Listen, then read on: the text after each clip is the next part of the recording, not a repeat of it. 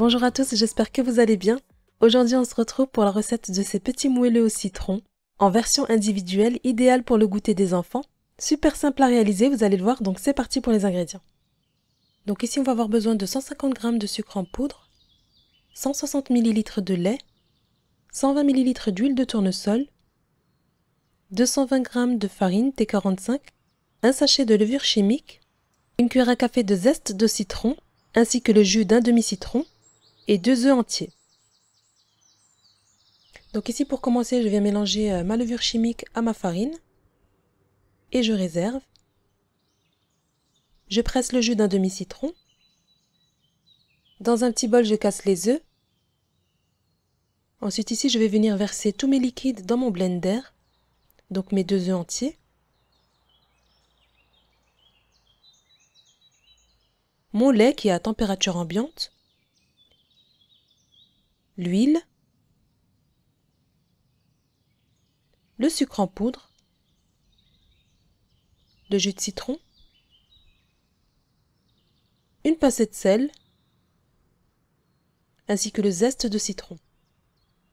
Et voilà, donc une fois avoir ajouté tous les éléments liquides, ainsi que le zeste de citron, maintenant on va venir enclencher le robot à vitesse 2, donc pas au max pour éviter de chauffer le mélange. C'est ce qui va nous permettre d'avoir un mélange bien mousseux et blanchi. Voilà, donc ensuite on va venir le verser dans un saladier, avant d'ajouter la farine et la levure chimique que l'on va tamiser, et on va terminer de mélanger au fouet. Et bien sûr, il vous est possible de réaliser cette recette avec votre batteur électrique manuel. Mais pour ma part, j'ai une préférence pour cette option parce qu'on obtient un mélange bien mousseux et bien blanchi. Et personnellement, je trouve que cette manière de faire est bien plus simple et bien plus rapide à préparer. Donc ici, pareil, c'est important, tamiser votre farine pour éviter les grumeaux. Voilà, donc ensuite, je viens mélanger au fouet comme ceci, jusqu'à bien incorporer toute ma farine. Donc ici, comme vous voyez, la texture, elle n'est pas liquide. Donc lorsque vous formez un 8, on le voit bien. On va venir maintenant chemiser nos moules à tartelettes. Pour ça, j'utilise des caissettes à cupcake ou bien des caissettes à muffins. Je vais les ouvrir comme ceci. On va venir empiler une dizaine de caissettes directement entre chaque moule. Et je vais bien presser comme ceci pour obtenir la forme du moule. Donc comme vous voyez, c'est une superbe astuce pour avoir un démoulage parfait, ainsi qu'une forme originale.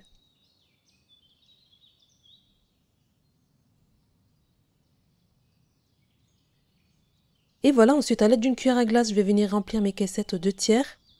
On procède de la même façon qu'on remplit des cupcakes. À ce stade, vous allez préchauffer votre four à 180 degrés. Pour ma part, je l'ai allumé en chaleur tournante en haut et en bas. Je l'ai placé au milieu du four.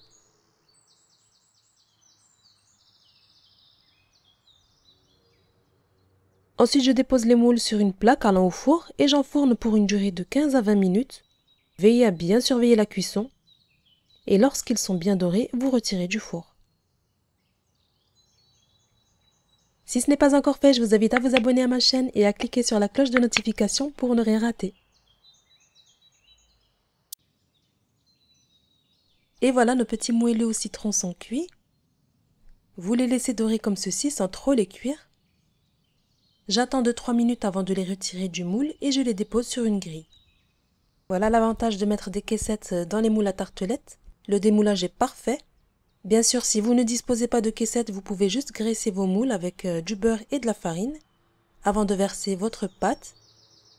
Ensuite ici, vous pouvez les laisser tels quels ou bien les badigeonner comme moi avec un peu de confiture d'abricot. Choisissez le goût que vous préférez en confiture. Voilà, donc après avoir chauffé un peu la confiture au micro-ondes, on dépose une demi-cuillère à café dans le centre et j'étale comme ceci avec le dos de ma cuillère. J'étale mais j'évite les bords. Et je les dépose comme ceci dans la noix de coco.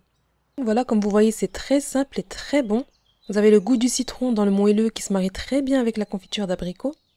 Sachez que ces gâteaux restent bien moelleux jusqu'à 3 jours.